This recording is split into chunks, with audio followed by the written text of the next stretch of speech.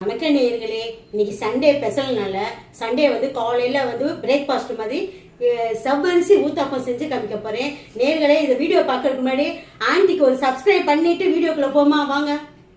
ஊத்தாப்பத்துக்கு நம்ம எதுக்குமே கஷ்டப்பட தேவையில்லை. இந்த ஒரு கப்பு இட்லி மாவு போதும். இட்லி மாவு ஜவ்வரிசி இந்த 1/4 கப்பு.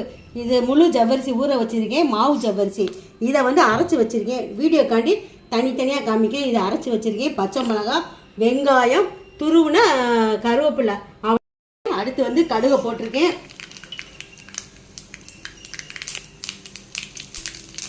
மிளகா போடுறேன். பச்சை மிளகா நல்லா எண்ணெயில் வதக்கிட்டாலே குழந்தைகளுக்கு போகிறப்ப சாப்பிட்றப்ப உரைக்காது. நல்லா அந்த ஒரு மாதிரி ஒயிட் ரைஸாக வந்துடுச்சுன்னா. அடுத்து வெங்காயத்தை போடுறேன். அடுத்து துருவுன இதை கருவேப்பிலையை போடுறேன். கருவேப்பிலை முழுசாக சாப்பாட்டில் கொடுத்தோம்னா பிள்ளைங்க சாப்பிடாதுங்க. அதனால அப்படியே மிக்சியில் ஒரு அடி பரப்பரன்னு அடிச்சுட்டு போட்டிருக்கேன். இப்போ மாவை போட்டுக்குருவோம். அரைச்ச ஜவ்வரிசியை போட்டிருக்கேன்.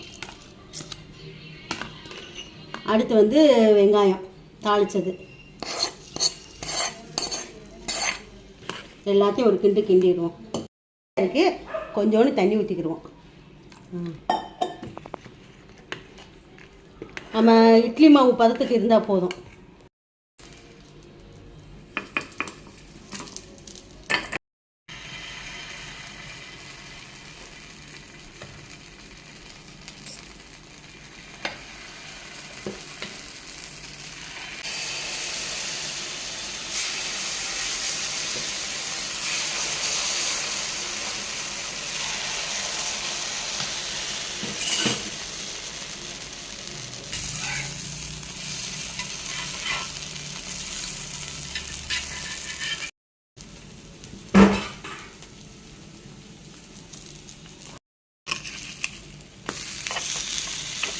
தோசை கல்லுலேயும் ஊற்றலாம், இதுலேயும் ஊற்றலான்றக்காண்டி தான் ரெண்டுலேயும் செஞ்சு காமிக்கிறேன்.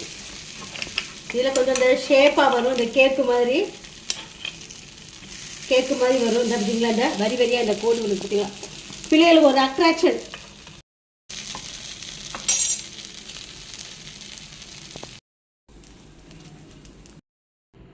நம்மளுடைய ஜவ்வரிசி ஊத்தாப்பம் ரெடி. நம்ம தோசை கல்லிலையும் செய்யலாம். பாருங்க, இப்படியும் அந்த இதுலையும் செய்யலாம். ரேராக நல்லா இருக்குது. இதுக்கு கார சட்னி வச்சு சாப்பிடலாம். சுவையாக இருக்கும். பிள்ளைகள் விரும்பி சாப்பிடுவாங்க. நேயர்களே, இதே மாதிரி நீங்களும் செஞ்சு பாருங்க. லைக் பண்ணுங்க, சப்ஸ்கிரைப் பண்ணுங்க. நன்றி, வணக்கம். அடுத்த வீடியோ சந்திப்போம்.